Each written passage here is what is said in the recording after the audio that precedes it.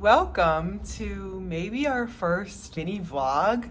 If you have been following my content, whether that's my podcast, my newsletter, or Instagram, back when I was on Instagram, you know that I left Instagram like 6 months ago at this point. And since then, it's been a journey to figure out a new way to help new people find my work. I am an intuitive eating dietitian. I work with folks one-on-one. I offer a course, I offer workshops, and for all of these things, it's necessary that people are able to find my work and that the right people are able to find my work.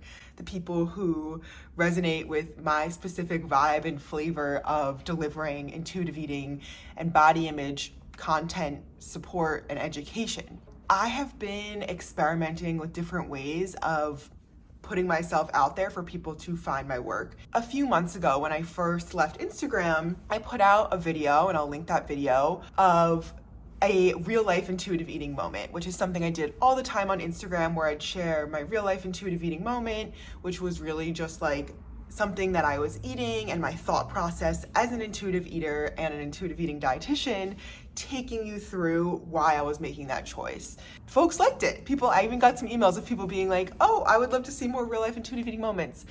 But then I started experimenting with a bunch of different things, and that kind of got left behind. More recently, I have been really thinking about this idea of creating the content that I like to consume. My cat is going crazy in the background. If you hear some skittering, that's what's going on. Let me go get her.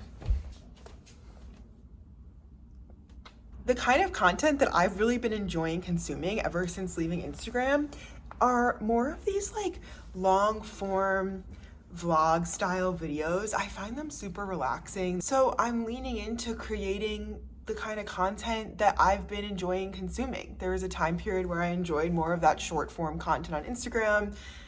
It ended up really not feeling good for me. That is part of what led me to leave the platform altogether, and I'll link my story on why I left Instagram as well in case you're new and you want to get caught up on that.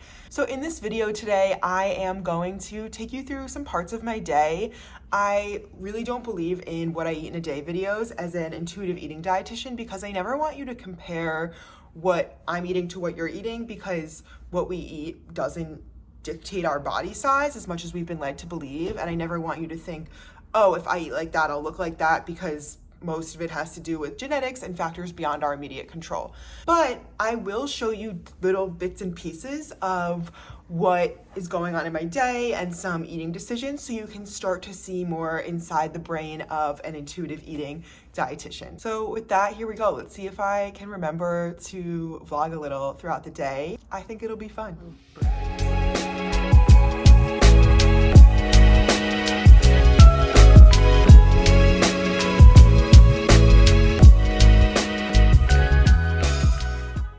So breakfast, I woke up, usually I'm not hungry right away when I wake up.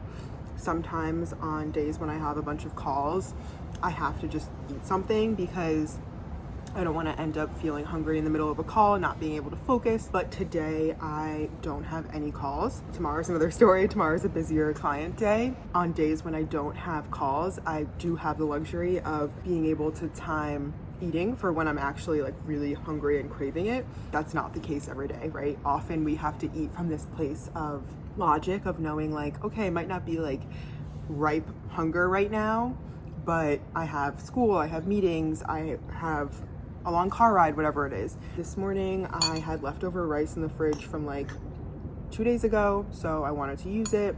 I had scallions. I make this like scallion rice egg situation all the time. I will leave the recipe. When I have a savory-ish meal, I usually like a sweeter tea on the side. So this is black tea with milk and sugar. There was probably more rice in here than I would have usually gone for, but I just wanted to finish up the leftovers, and maybe I'll finish it, maybe I won't. It was kind of a use it or lose it situation on the rice. So after I eat breakfast, I'm gonna get myself together and do some work at a coffee shop.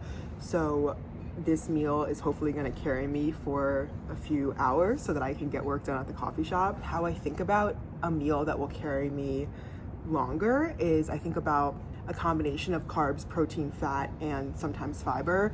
So in this case, we have carbs from the rice, we have protein from the egg, fat from, there's sesame oil in here. There's probably a little fiber from the scallions, but not much. That's okay. So this meal is gonna have some more staying power, which will keep me fueled while I'm working at the coffee shop. I'll get as much work done there as I can until I get hungry, and I'll come home and have lunch. Okay, I just got to my coffee shop. This is my spot. I love coming here. I love that it's like so not like fussy. It's like a very chill coffee shop. I feel like sometimes these days coffee shops can be like so snobby, and I just don't like that vibe. So I'm gonna go. I have some writing to do. I have an email that like is kind of stressing me out that I have to sit down and write. And then I want to start outlining this workshop I'm going to be doing about overcoming overeating. So let's see what I get done. I'll check in with you after and we'll see how it goes.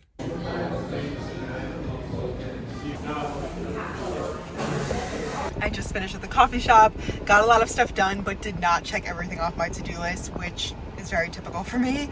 I answered all my emails. I wrote that scary email that I had to tackle. I was able to answer some messages in my alumni group and schedule a guest speaker for my alumni group. And I started writing the piece of writing that I was gonna work on. That's what I got to. So I'm gonna head home, eat lunch, get back to work.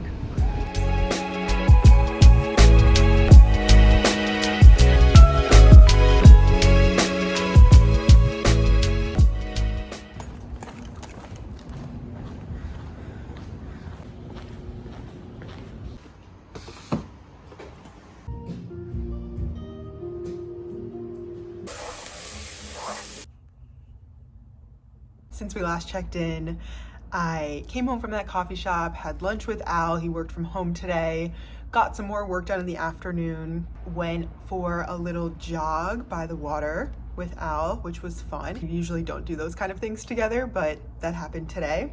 Then on the way home, we stopped at the grocery store, got some groceries. I was super hungry, had a snack on the car ride from the grocery store back home. When I was in diet mindset, I used to try to push myself to get as hungry as possible before meals. But as an intuitive eater, I now know that getting really hungry before a meal isn't gonna serve you. It's just gonna make it harder to connect with your body's cues, and it's gonna make it more likely for you to eat past comfortable fullness or binge eat.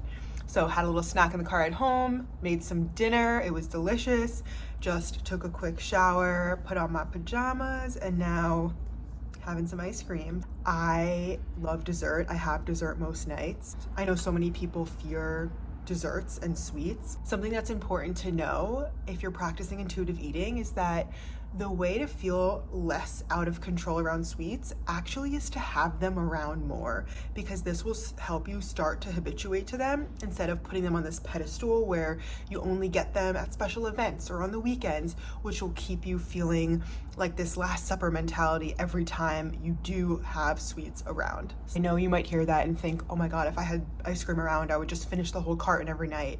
Trust me, I've been there. I totally get that.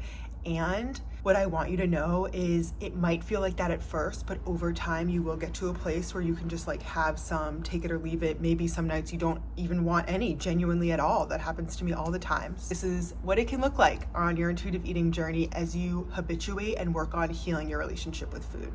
I'll probably sit down to edit this video because I'm excited for our first little vlog, and then probably we'll watch something, go to bed. That's a very exciting day in my life.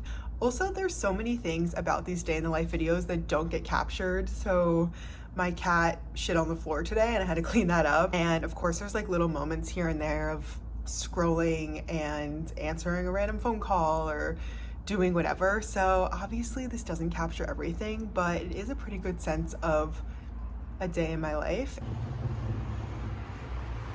I hope you enjoyed this vlog. That is it. And thanks for watching this video. I will see you hopefully in our next video.